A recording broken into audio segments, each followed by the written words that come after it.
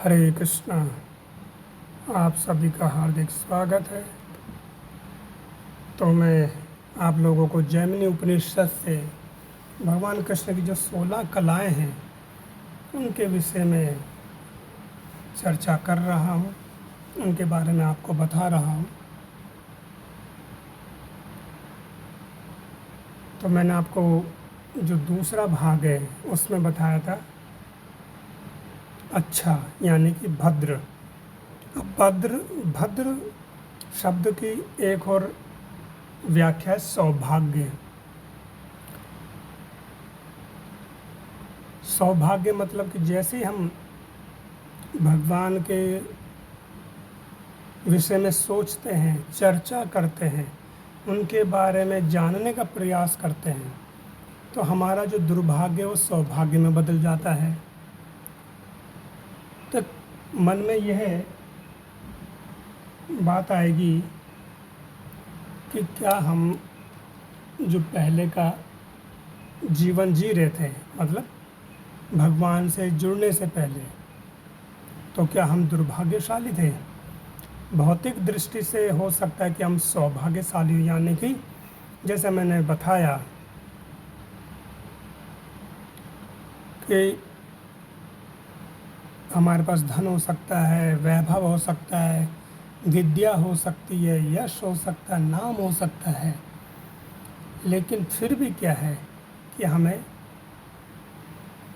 जन्म मृत्यु जरा व्याधि इनसे हमें सामना करना पड़ेगा। फिर मन में एक विचार आएगा आप लोगों के, क्या भक्त को जन्म मृत्यु जरा व्याधि नहीं आती? भक्त को भी जन्म मृत्यु जरा व्याधि आती है, लेकिन वह दुखी नहीं होता। क्यों? क्योंकि जैसे हम देखें, मैंने बहुत समय पहले इसकी एक व्याख्या करी थी कि मान लीजिए कि हमारे मित्र के पास एक बहुत सुंदर गाड़ी है, एक वाहन है, और हम उससे 1 महीने 2 महीने के लिए मांगते हैं और वो दे देता है। उस वाहन का हम 2 महीने तक उपयोग करते हैं,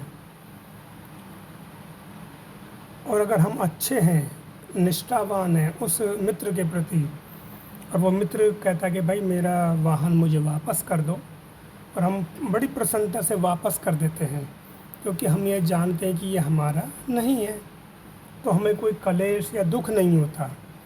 लेकिन अगर हमारे मन में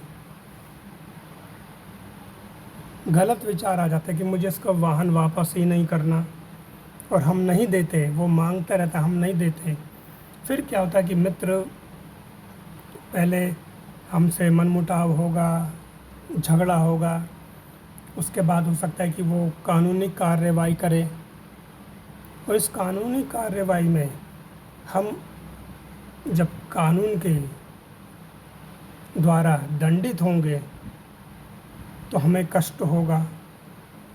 हम उस वाहन से आसक्त हो गए, ठीक है, कि हम देना ही नहीं चाहते। लेकिन जो सही होगा व्यक्ति, वो सोचेगा कि ये मेरा वाहन नहीं है, ये मेरे मित्र का था।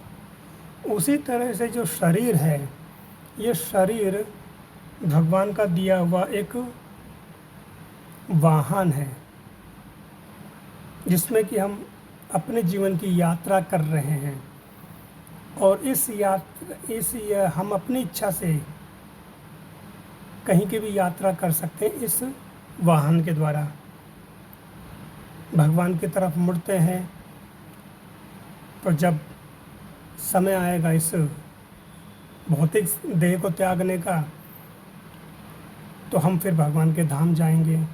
इसी वाहन से, शरीर रूपी वाहन से, हम और लोगों की इच्छा कर सकते हैं। जैसे भगवत गीता में भगवान कहते हैं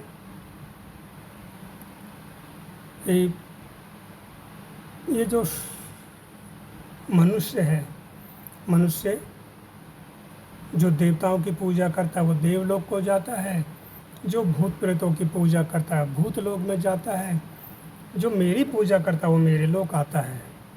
ये बहुत ही एक रहस्यमय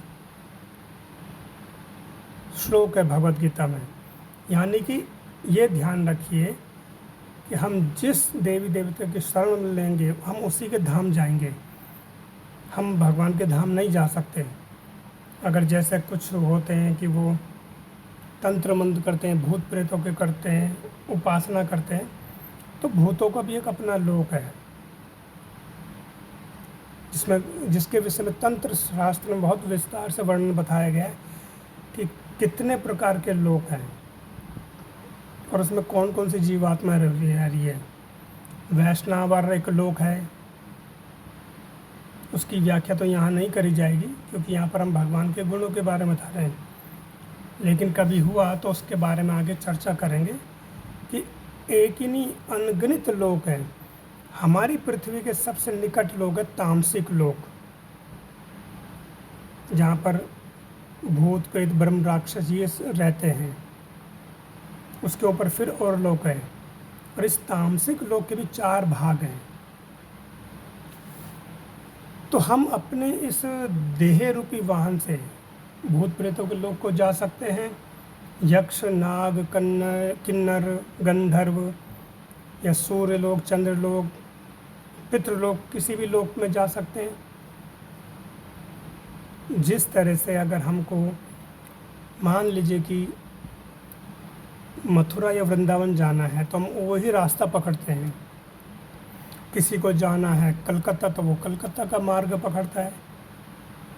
तो उसी तरह से इस वाहन से हम किसी भी लोक की यात्रा कर सकते हैं, और भगवान के धाम जाना तो भगवान की भक्ति, वहाँ के जो नियम हैं